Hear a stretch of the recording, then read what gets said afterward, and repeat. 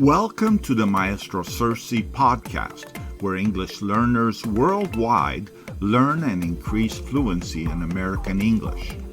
As an English learner who moved to the United States of America more than 40 years ago, I began learning American English with the guidance and encouragement of my teachers.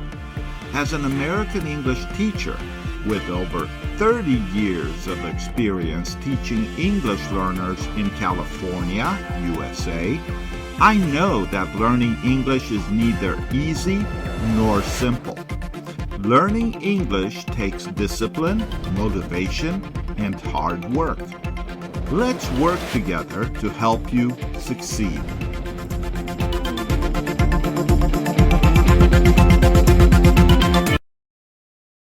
Welcome to the Learn American English with Maestro Sersea podcast.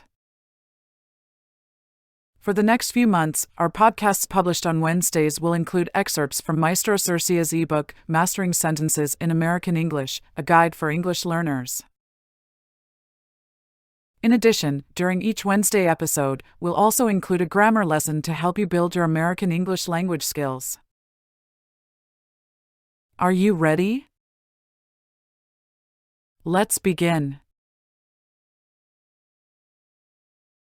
Introduction. As I reflect back on my journey, I am reminded of the winding path that led me to where I stand today, a passionate educator dedicated to empowering English learners across the world. My story begins in the bustling city of Bucharest, Romania, where I was born and raised, immersed in the rich tapestry of my native language and culture. However, fate had other plans for me, and at the age of 13, I found myself crossing the vast Atlantic Ocean, embarking on a new adventure in the United States of America. The transition was not an easy one. Leaving behind the familiar streets and the comforting embrace of my homeland, I plunged headfirst into the vibrant, fast-paced world of American culture. English, which had been my third language, now became the primary means of communication, a tool I needed to navigate the complexities of daily life. Those initial years were a whirlwind of emotions, the excitement of discovering a new land, the challenges of adapting to a different linguistic landscape, and the overwhelming desire to succeed in this foreign environment. It was during this pivotal time that I discovered my true calling, the art of teaching English to those who, like me, were seeking to master this global language. As I sat in my ESL, English as a second language, classes, absorbing the lessons of my dedicated instructors, I couldn't help but feel a deep sense of gratitude and admiration. These educators, with their unwavering patience and innovative teaching methods, had not only helped me overcome the linguistic barriers, but had also instilled in me a newfound passion for education. Inspired by their example, I embarked on my own academic journey, earning a bachelor's degree in English and 2 master's degrees, one in teaching and learning and another in English. Armed with this wealth of knowledge and a burning desire to make a difference, I set out to dedicate my life to educating English learners in the vibrant state of California. Now, as I stand before you, I am thrilled to share the insights and strategies I have accumulated over the years. In this comprehensive guide, Mastering Sentences in American English, a guide for English learners, I aim to empower you, the reader, with the essential skills to navigate the intricate world of sentence structure in American English. Crafting effective sentences is the cornerstone of clear and compelling communication. Whether you are a student, a professional, or simply someone seeking to enhance your written expression, mastering sentence structures is a crucial step towards achieving your goals. In this book, we will delve into the nuances of clauses, explore the various types of sentences, and equip you with the tools to avoid common grammatical pitfalls. From the elegant simplicity of the independent clause to the intricate tapestry of the compound complex sentence, we will embark on a journey of linguistic exploration. Along the way, you will discover the power of subordination, the versatility of conjunctions, and the importance of maintaining sentence cohesion. By the end of this transformative experience, you will not only possess a deeper understanding of sentence structure, but also the confidence to employ these skills in your everyday writing. The road to mastering American English may not be an easy one, but with the guidance and support provided in this book, I am confident that you will emerge as a more confident and articulate communicator. So, let us begin this exciting adventure together as we unravel the mysteries of sentence structure and unlock the doors to more effective and eloquent expression. Chapter 1: Building Blocks. Understanding Clauses. Identifying independent clauses. As a lifelong learner and passionate educator, I've come to appreciate the power of language and the art of clear communication. In this segment, we'll dive deep into the foundational building blocks of sentences, independent clauses. Understanding these crucial elements will empower you to construct more sophisticated, nuanced, and impactful expressions, unlocking new realms of self-expression. Independent clauses are akin to the backbone of a sentence, standing tall and strong, conveying a complete thought with a clear subject and predicate. Imagine a lone tree, deeply rooted, reaching towards the sky. That's the essence of an independent clause. It's a self-sufficient unit, needing no external support to make its message understood. In contrast, dependent clauses are like the branches, leaves, and flowers that add depth, texture, and beauty, but ultimately rely on the sturdy trunk to thrive. Let's explore the anatomy of these linguistic powerhouses, shall we? An independent clause is a group of words that contains a subject and a verb and can stand alone as a complete sentence. It's the basic unit that forms the foundation of any well-constructed discourse. The subject is the person, place, or thing performing the action, while the predicate is the action or state of being. Together, they create a coherent, self-contained thought. For example, consider the sentence, "The sun shines brightly." The subject, the sun, is the entity doing the action, and the predicate, shines brightly, describes what the sun is doing. This independent clause can function as a complete sentence on its own, conveying a clear and meaningful message. Now, let's contrast that with a dependent clause, because the clouds are gathering. This clause contains a subject, the clouds, and a verb, are gathering, but it cannot stand alone as a sentence. It relies on an independent clause to provide the complete thought, such as, "The sun shines brightly because the clouds are gathering." Independent clauses are the anchors that ground our language, allowing us to express ourselves with precision and clarity. They are the building blocks upon which we construct our most eloquent and persuasive arguments, our most captivating narratives, and our most profound reflections. Mastering the art of identifying independent clauses is akin to learning to navigate the intricate maze of language. It's a skill that will serve you well, whether you're crafting a compelling essay, composing a heartfelt letter, or simply engaging in everyday conversations.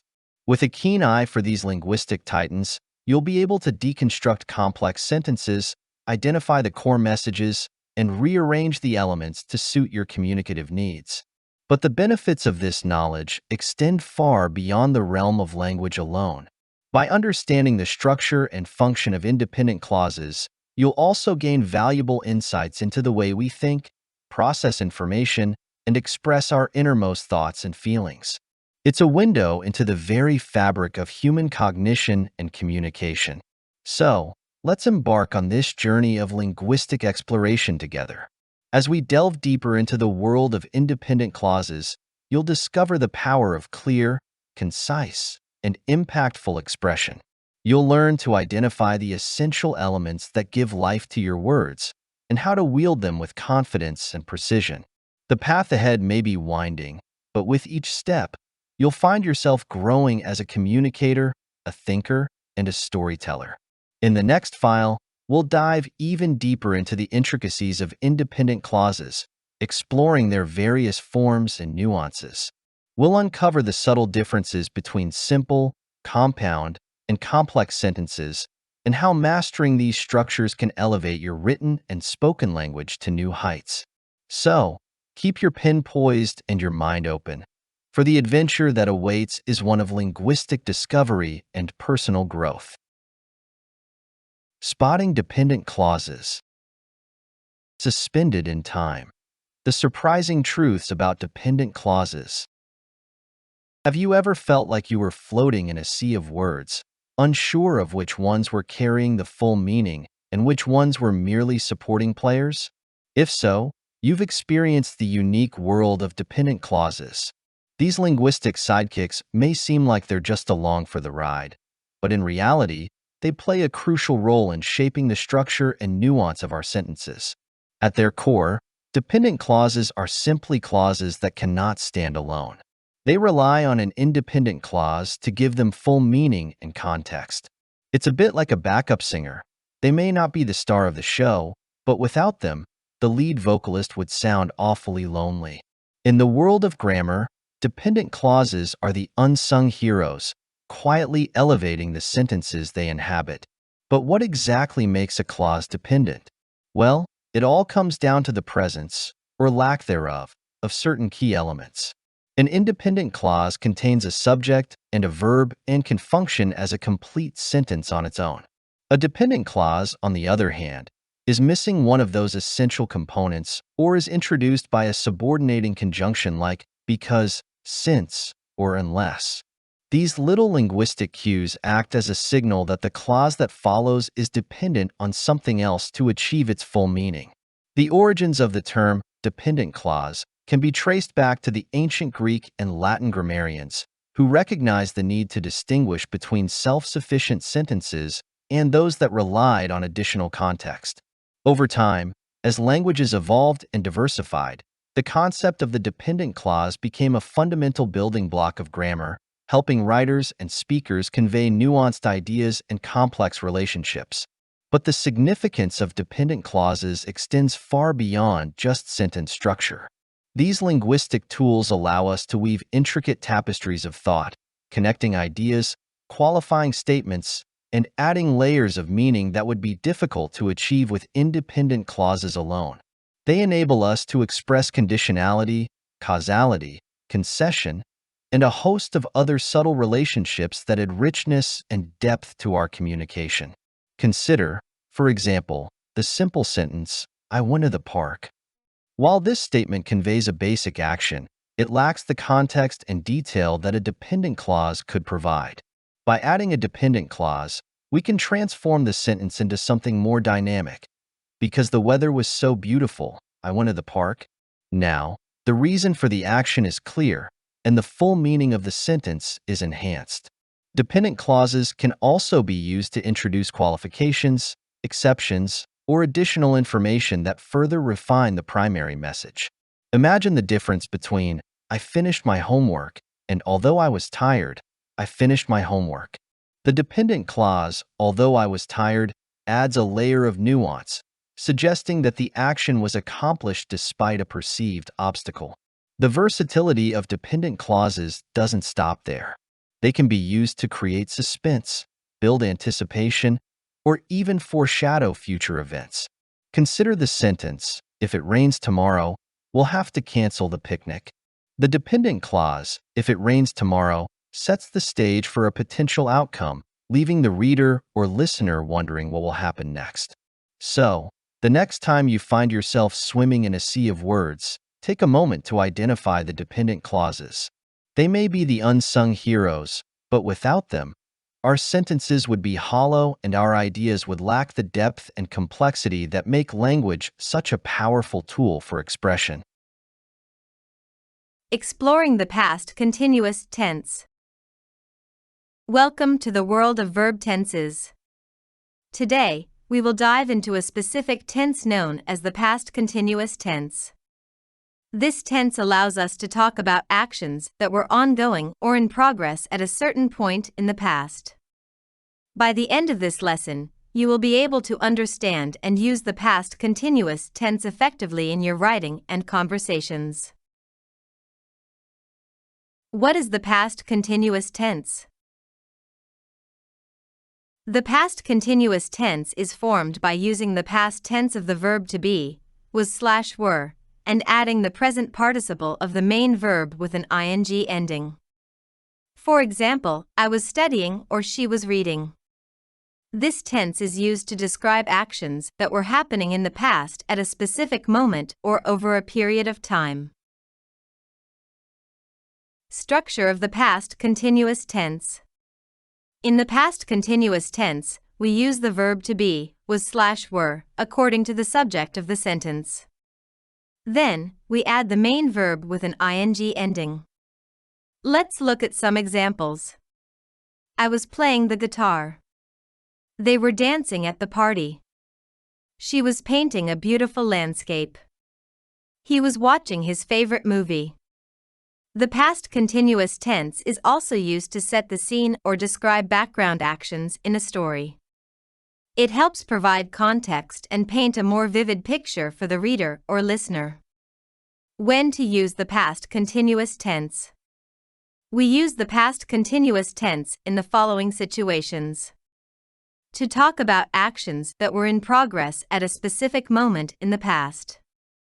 To describe two or more actions that were happening simultaneously in the past. To set the scene or provide background information in a story. To express annoyance or dissatisfaction about a past action that was recurring. Practice makes perfect. Now, let's practice using the past continuous tense in sentences. Sarah __ cook dinner when the phone rang. While they __ play basketball, it started to rain. I __ study for the exam while my brother watched TV. Remember to use the appropriate form of to be, was/were, and add the main verb with an ing ending to form the past continuous tense correctly. Wrapping up. Congratulations! You have successfully learned about the past continuous tense. Keep practicing using this tense in your writing and conversations to become more comfortable with it. Understanding different verb tenses will enhance your language skills and make your communication more effective. Stay curious and keep exploring the world of grammar and language.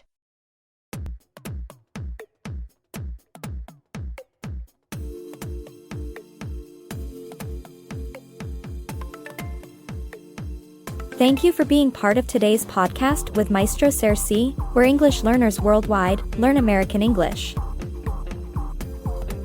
Due to popular demand, we are now sharing educational podcasts 3 times a week on Mondays, Wednesdays, and Fridays. In the meanwhile, if you'd like to access a variety of educational offerings, feel free to visit our website at www.sersea.com.